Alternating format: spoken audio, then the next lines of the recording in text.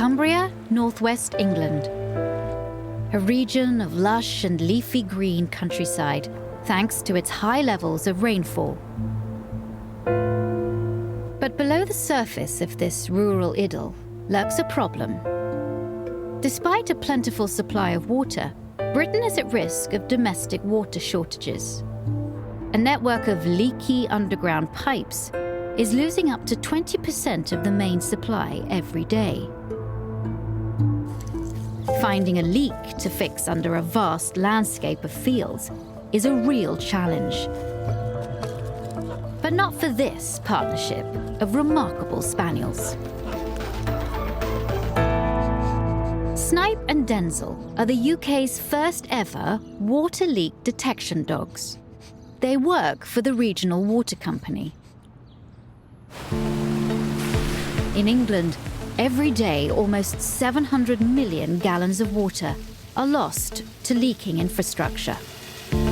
That's as much as 21 million people use in a day. The Environment Agency warns that without action and a drop in demand, there could be a water shortage by 2050.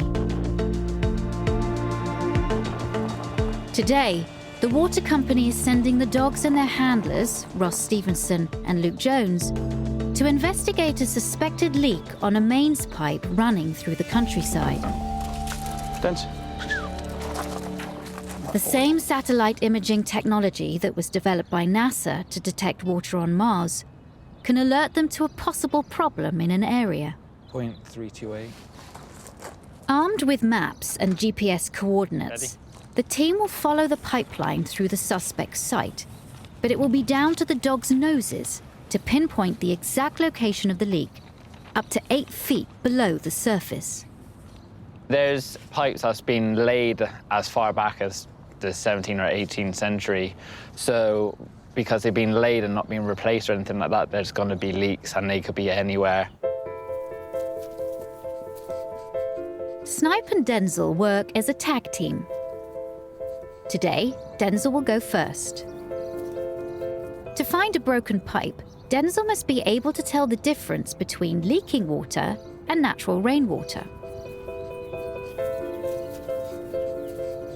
He can do this because of the way the UK treats its drinking water.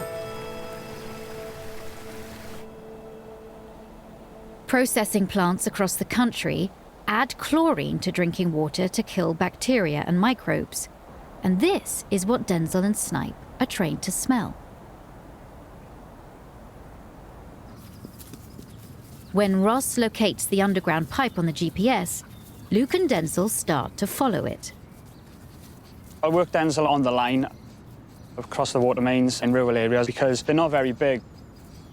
So I don't want him going too far to the right and too far to the left and basically wasting energy that I need him to conserve.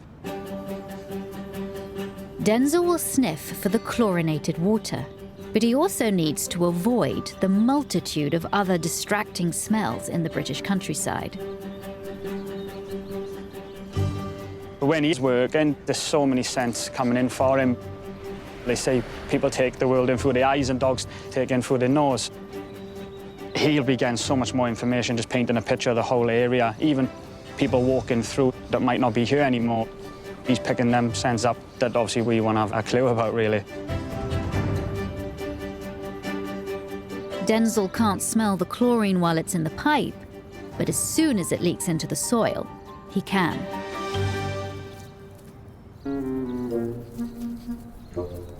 The dog's sensitivity to the scent in the chlorine is massive.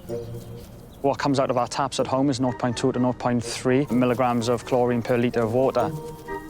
The dogs are hitting on 0.2 basically every day.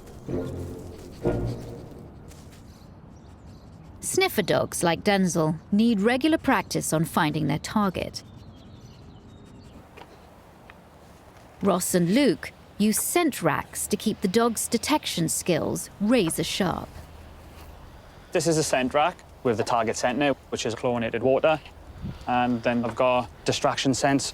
I've got dog food, I've got standing water, I've got soil, I've got the rabbit droppings, I've got goose droppings. It makes it a little bit more difficult for the dog then as well. and we see him making those choices. I want him to ignore those distractor scents if he ever comes across them. His main purpose is to only look for that chlorinated water, and he only ever gets rewarded on that chlorinated water. The water sample is in the top right jar, and Denzel makes no mistake. Yeah, good boy. He just had to check that it wasn't in any of the other ones. Yeah. To ensure it's not beginner's luck, Luke moves the chlorine pot to repeat the test. When indicating, Denzel always stops at the target with his nose on the scent. He wags his tail because success means one thing. Yeah. Yeah. The excited teeth. The excited teeth. Good boy. A play reward. Boy. Jump. Yeah. To make sure the dogs don't exhaust themselves, Denzel and Snipe switch over.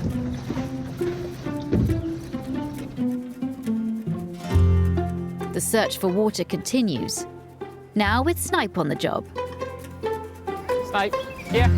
No sign of a leak so far, but if there's one there, Luke is confident the dogs will find it. On previous searches, the dogs have made remarkable discoveries. So we've had confirmed finds at 2.5 metres under the ground with no surface water showing. So there were subsurface leaks at 2.5 metres down, which is quite impressive, really, for the depth of the pipes and the scent that's coming through for the dogs.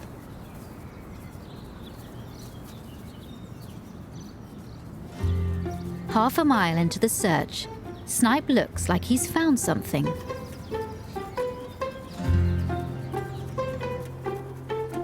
There's no sign of any water, but there's no mistaking Snipe's body language.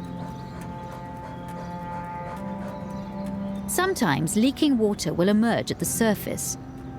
Luke can then test it to prove whether or not it's mains water. But in this case, it's not so easy. Once the dog's indicated, if there's no surface water there and we can't take a water sample, then we'll go to using the ground mic. Ah, good boy.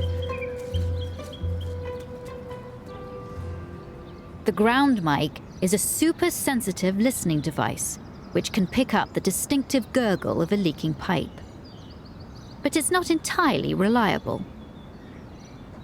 With the ground mic, you can't always hear leaks. It's not 100%, it's just an aid for us. If we can hear something, it just makes it easier for us then to confirm that we're happy for it to be dug up. Today, the mic doesn't pick up anything. But Luke is confident that if Snipe thinks there's chlorine there, it's likely they found a leak.